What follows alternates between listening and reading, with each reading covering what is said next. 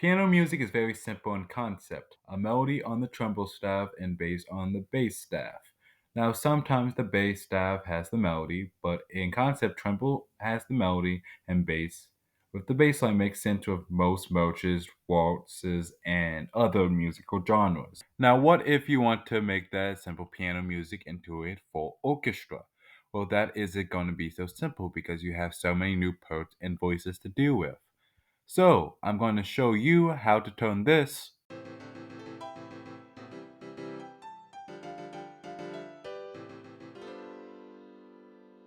into this.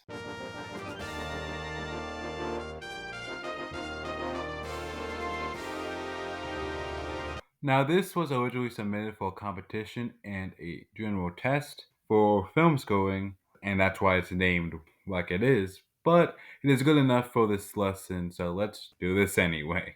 Now, the music you just heard on the piano is bold and full of power.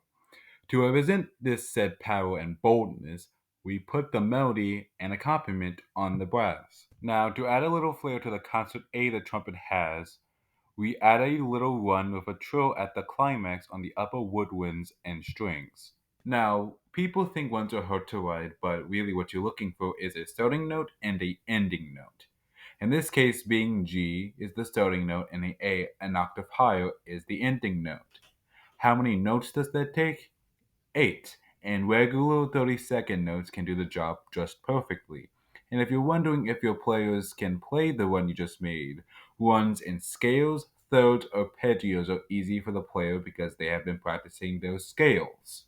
However, that does not mean you can't do runs in bigger jumps like a fifth, for example. Just know the bigger the jump and the faster you go, the more frantic it will sound. We mostly continue on as normal, but with the upper woodwinds having a thirds one and a scalar one to lead us into measure 5. Now, something that we actually can talk about is the percussion section. There are many different ways for writing for percussion. I use it in the score as a aid for the winds and the strings, like the crash cymbal helping the chord of the melody and the timpani cueing in the bass line. Now, the last thing I've added to this orchestration is this said bass line. This low part mostly reinforces the chords or the supporting harmony in the trombones and horns. We continue on with doing normal stuff on the second page.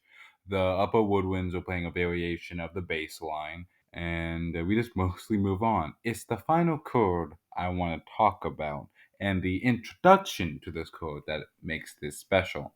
Now, the final chord is a B flat major chord, and that by itself isn't anything special. The trumpets and violins, however, are still going at the main melody, with the final two notes being an A diminished and a G minor chord, making the ending of this score in full a G minor seventh chord. The upper woodwinds play a little scale up to the B flat major chord and trill it, causing a little playfulness in the chord. And that's it for this video, folks. All the other things I would have covered or better covered in another videos that I am planning to make later this week. I hope you learned something today. Bye bye and take care.